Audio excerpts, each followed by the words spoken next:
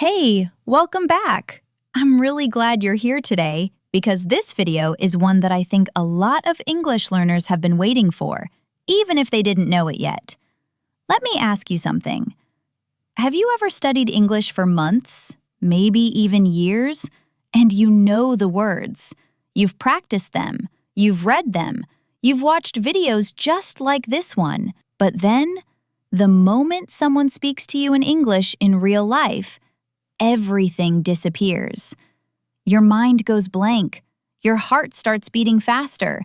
You smile and nod even though you have no idea what they just said. And then afterwards, when you're alone, the words come back. You think, "Oh, I could have said that. Why didn't I say that?" If this has happened to you, I want you to know something important. This is not a language problem. This is not because your English is bad.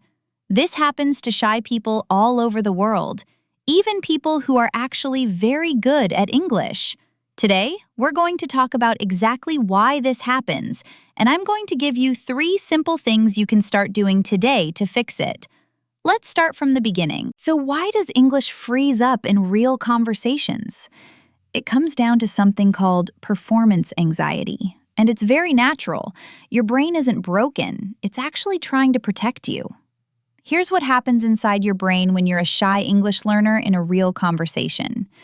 Your brain is trying to do 3 things at the same time. First, it's trying to understand what the other person is saying.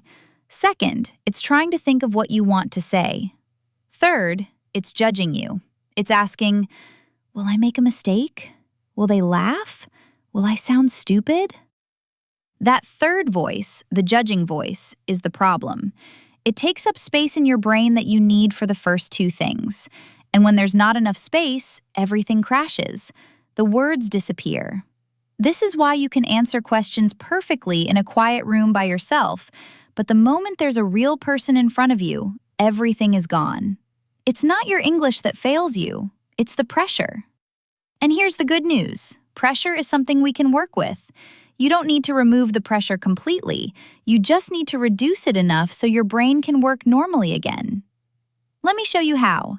The first fix is something I call the buy time phrase. A buy time phrase is a short, natural sentence you say while your brain catches up. Native English speakers use these all the time. They just don't realize it. Let me show you what I mean. Listen to this short conversation. So, what did you think of the meeting today? Honestly, that's a good question. Let me think for a second. I think the budget part was interesting, but I'm still processing everything. Did you hear what voice B did? They didn't answer immediately. They said, "That's a good question. Let me think for a second."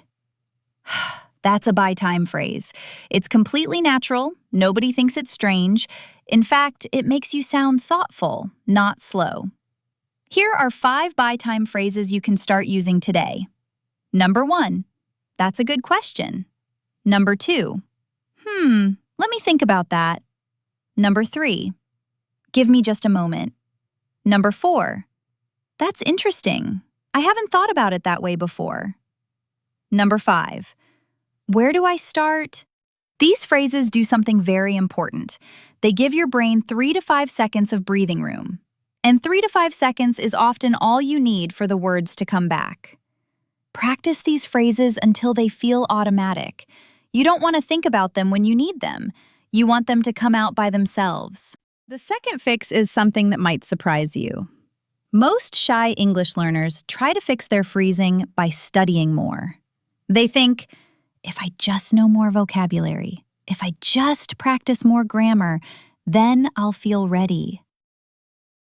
But that's not the real problem. The real problem is that every English conversation feels like a test. Every word feels like it's being graded. And when everything feels like a test, your brain goes into survival mode. So fix number 2 is lower the stakes in your mind. Here's what I mean. Instead of thinking, I need to say this perfectly, try thinking, I just need to communicate one idea. Instead of, what if I make a mistake? Try, mistakes are just information. They tell me what to practice next. I know this sounds simple, but the way you talk to yourself before and during a conversation changes what your brain does. Shy learners often have very harsh inner voices, and that inner voice is louder than any textbook.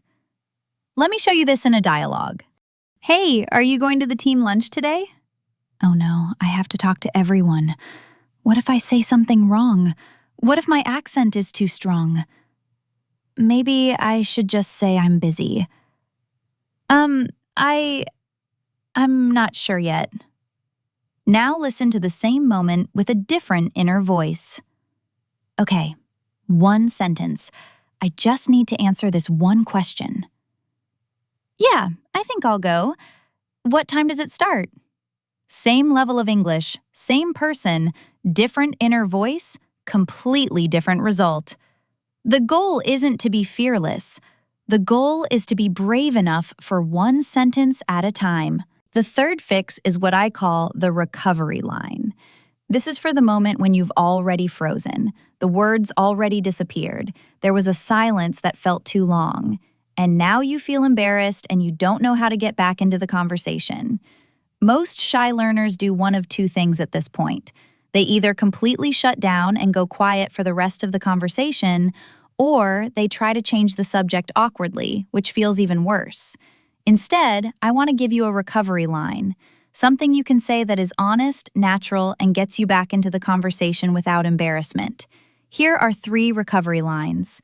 Number 1, sorry, I was trying to find the right words.